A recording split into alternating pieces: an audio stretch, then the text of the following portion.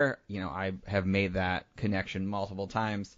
But dancers are different because it's usually like particularly like in the classical ones, you're done in groups, and there's not particularly an exact like, okay, so this plus this equals something else. Even though I've spent a lot of time chatting with dancers who have found that the ability to kind of work within a group makes them perfect for collaborators or facilitators or change agents.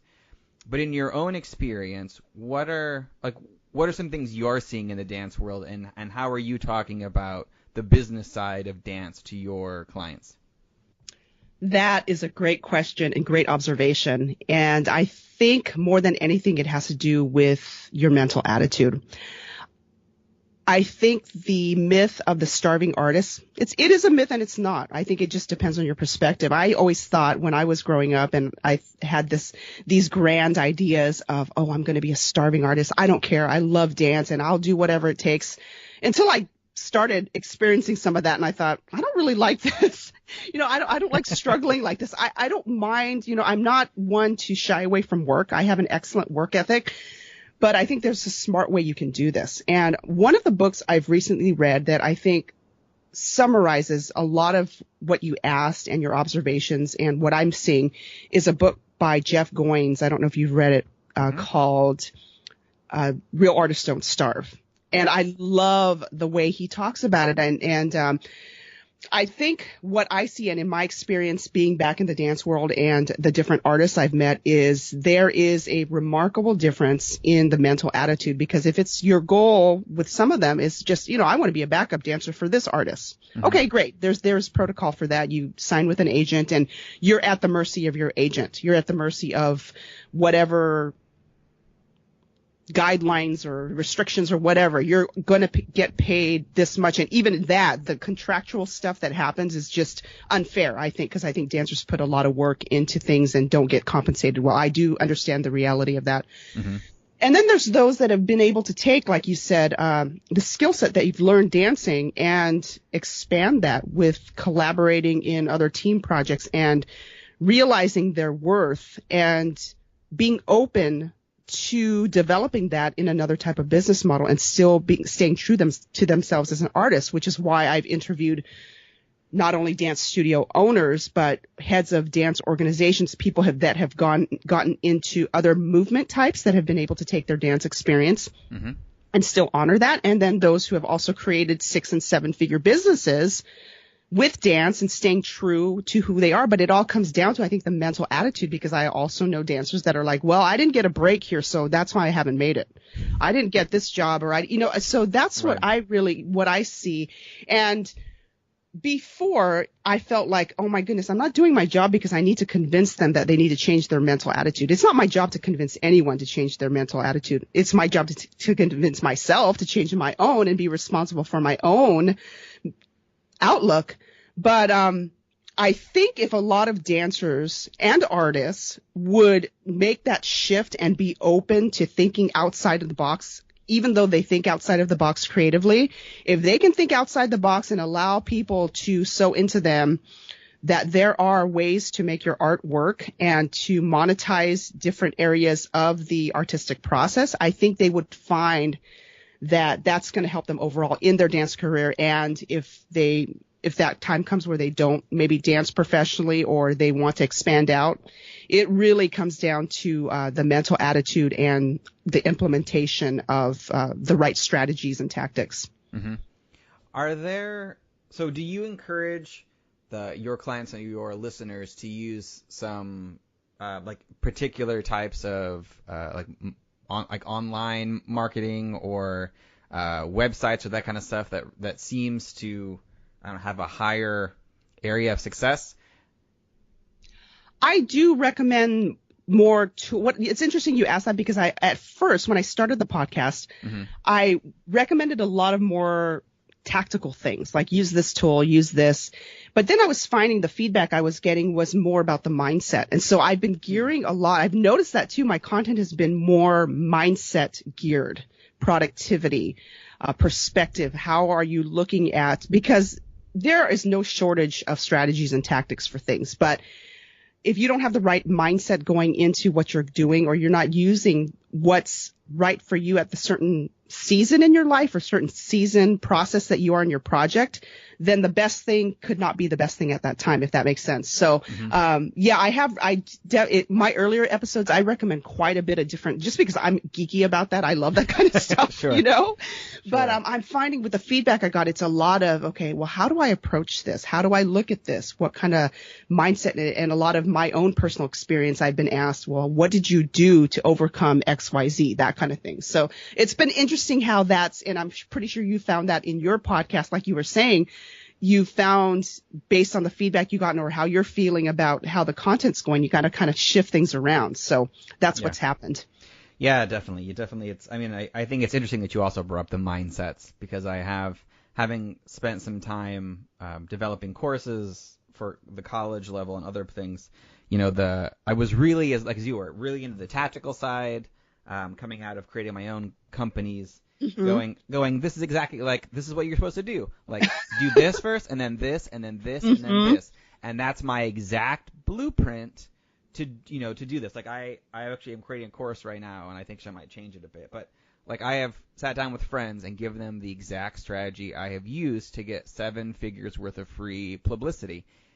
And it doesn't matter that I basically hand them this along with templates. They're like, yeah, but oh, it looks so hard. Is there an easier way to do that? It's like, but no. I mean, I'm giving you everything. So you have to just kind of, you have to work on your need of doing that, or, having a mindset shift to really, dig deep into that and change how you approach things, because the amount of, you're right. You can give out all of the tactics in the world, but if people aren't in that mindset and think that they can't do it, or if it's too hard or whatever that is, then it doesn't matter, because they'll never go through the course. They'll never try it themselves. It'll just be, hey, that's a great idea. I'll get to that eventually. Correct. Yeah. And also I'm finding too that a confused mind doesn't make decisions, and it just, too many decisions or too much information can backfire.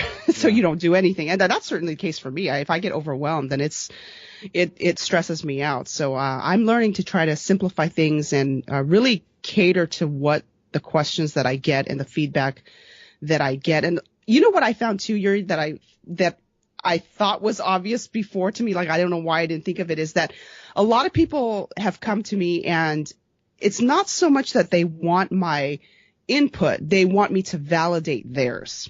And sometimes I can, and sometimes I'm not able to. Either I don't see it from their perspective, or I see it from a third party objective of, you know what, you need to stop trying to be perfect and put in the work and adjust, because that's the only way you're going to learn if it is working or not. You can't just hypothesize and say, well, this is not going to happen and wait. It's such a pet peeve of mine, Yuri. Seriously, oh my goodness, because I think just because myself, I think about the podcasting process, I could have waited till I got the perfect equipment, until I had the perfect setup and that my content was perfect, and that I felt like my voice was ready to do the podcast, But I'm so, and I can also speak from that, because I used to be very perfectionistic. I don't want to do this unless I know I'm going to be good at it, and that kind of thing. So that stopped me a lot. Yeah. But I've since gotten over that. And I'm finding that it's so funny, because something's as artistic as dance, and even other artistic forms, where it's such an outward expression of things, yet at the same time people pull back because they're scared of that it's not perfect, or what others will think in that thing. I think it's a really interesting dichotomy that you have to deal with, and I've learned so much in that process as well. Yeah, I bet.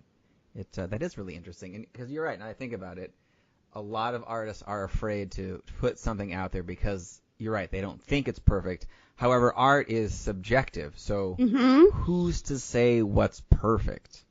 Exactly. In whose eyes exactly so it's clearly it's more of an internal thing than an external thing, because if it's okay in your eyes, then just go with it, because there's so much artwork out there that to other people it's absolute junk, that it doesn't matter. It's whatever is most important to you. Yes, correct. And I think it's more to the, like I said, the mindset and not having the regret of what if.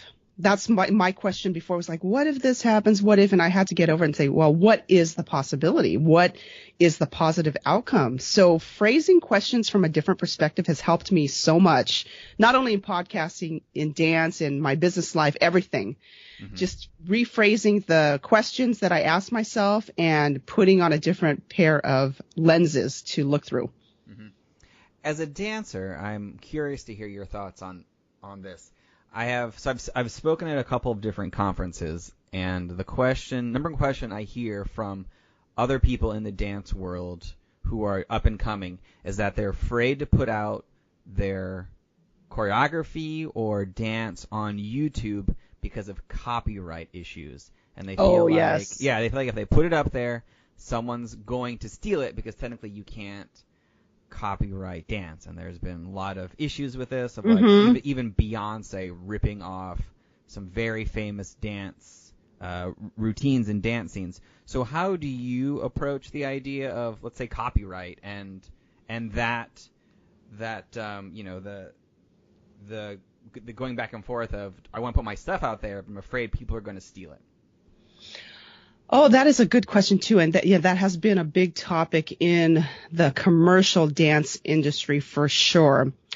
I'm not quite so involved in that aspect of it in terms of that, but I will say the people that I have talked to, it's not so much that they're afraid of being accused of something as opposed to, well, you're going to take my stuff. Like, I'm going to be copied. But the thing is, with art and everything, there's not an original idea out there. It's just recycled and repurposed through a different artistic viewpoint. And that's fine. That's what it's about. Mm-hmm. So the conversations I've had with dancers specifically, it's more like, well, I'm not putting my best stuff out there because someone's going to take it. And I don't necessarily agree. I personally don't agree with that because I think you have to, I'm looking at it from a different perspective. Again, a different perspective from a marketing service value given aspect, that you put your best stuff out there and you know that you can produce even more awesome stuff as an artist, that creativity and as an entrepreneur. I mean, it's just, if that's who you are, then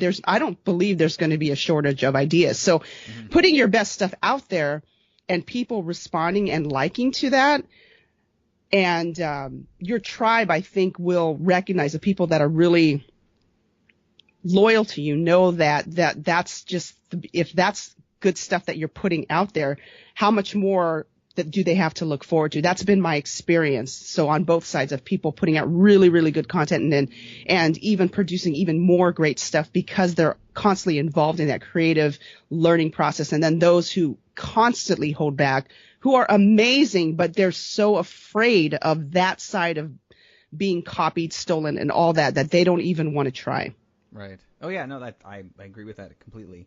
Because if you think about it the other way, okay, let's say that you only, you don't put your best stuff up on, let's say, YouTube, which allows you to broadcast it to millions and millions of people. You save it for, those few times that you're doing a local performance. So that means that maybe like a handful of people, even if you're absolutely an amazing choreographer, a few hundred people are going to come see your choreography and really know what you're doing. And especially, early on. Whereas if you are putting it out on YouTube, you have such a greater aspect to the audience and to expose it to other people that could lead to even more opportunities. Yeah, and if you're so scared about like I know some content you might want protected in a membership site or something, and you can also use other paid it doesn't have to be YouTube. You can use, and I've talked to some artists about this, I said use another service like Wistia, or use something that you're paying for that you have control over and that you can protect a little bit better, your content a little bit better. So there's that education part of it too, where yes, YouTube is great. It's a great search engine, great for exposure, but there are other ways to combine all of this. Oh yeah. So what's this? I have never heard of, was it Wistia?